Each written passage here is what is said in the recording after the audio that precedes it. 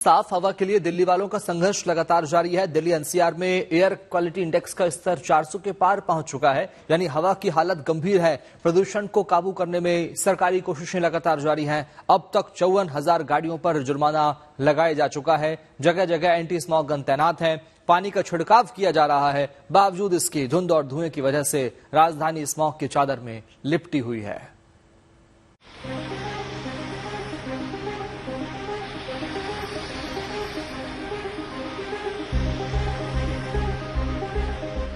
Smog की चादर में लिपटी दिल्ली की सुबह की ये तस्वीरें बताने के लिए काफी हैं कि राजधानी में सांसों पर संकट किस कदर गहरा गया है।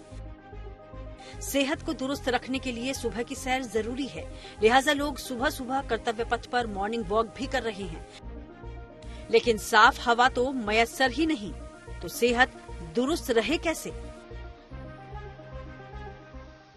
स्मॉग की वजह से अभी मैं देख रहा हूँ कि हर जगह सुबह सुबह we can not see the sunrise because of the smog. So it's a huge problem and we need to address it as soon as possible.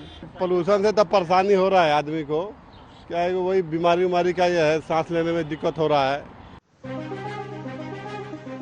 सोमवार को दिल्ली पूरे दिन धुंध और धुएं की वजह से स्मॉग की चादर में लिपटी रही, लिहाजा दिल्ली में हवा की गुणवत्ता लगातार छठे दिन बेहद खराब श्रेणी में रही।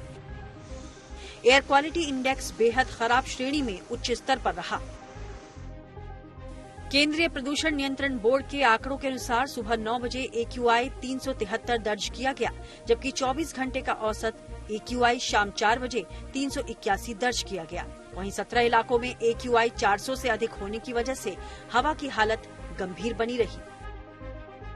मौसम विभाग के मुताबिक दिल्ली एनसीआर में हवा की क्वालिटी अगले कुछ दिनों तक बेहद खराब श्रेणी में बनी रहेगी, लिहाजा प्रदूषण से राहत मिलने के आसार फिलहाल नहीं हैं, यानी साफ हवा के लिए लोगों का संघर्ष अभी जारी रहेगा।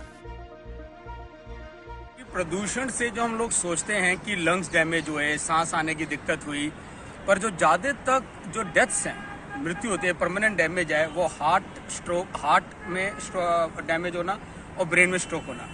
इनफैक्ट एस्टिमेट किया गया है शायद हमारी कंट्री में 20 से 25% हार्ट अटैक और स्ट्रोक में प्रदूषण का कंट्रीब्यूशन है। जो हम लोग आजकल सोच रहे हैं यंग एज में हो रहा है, इसको क्यों हो गया, हम सोचते हैं सिर्फ स्ट्रेस ही है, पर स्ट्रेस तो है ही, पर प्रदूषण इसका बहुत बड़ा कारण है। ये देखा गया है कि जो PM2.5 का है, इसका 10% लेवल बढ़ने से 10% स्ट्रोक का रिस्क भी बढ़ जाता है। प्रदूषण पर लगाम लगाने के लिए दिल्ली एनसीआर में ग्रेडेड रिस्पांस एक्शन प्लान यानी ग्रैप का पहला चरण 15 अक्टूबर से लागू है, जबकि 22 अक्टूबर से दूसरा चरण लागू किया गया है।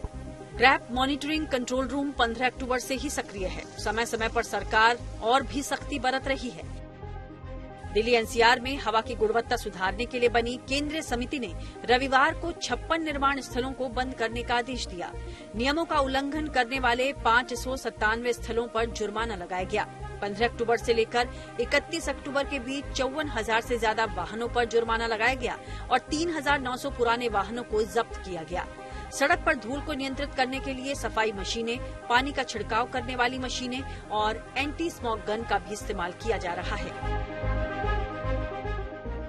हालांकि दिवाली पर दिल्ली में की गई आतिशबाजी ने सरकार की सारी कोशिशों पर पानी फेर दिया। पटाखों पर सुप्रीम कोर्ट के बैन के बावजूद खूब आतिशबाजी की गई, जिसे लेकर सुप्रीम कोर्ट ने दिल्ली सरकार और दिल्ली पुलिस आयुक्त को नोटिस भी जारी किया है। साथ ही पंजाब और हरियाणा में पराली जलने पर भी नाराजगी जताई है।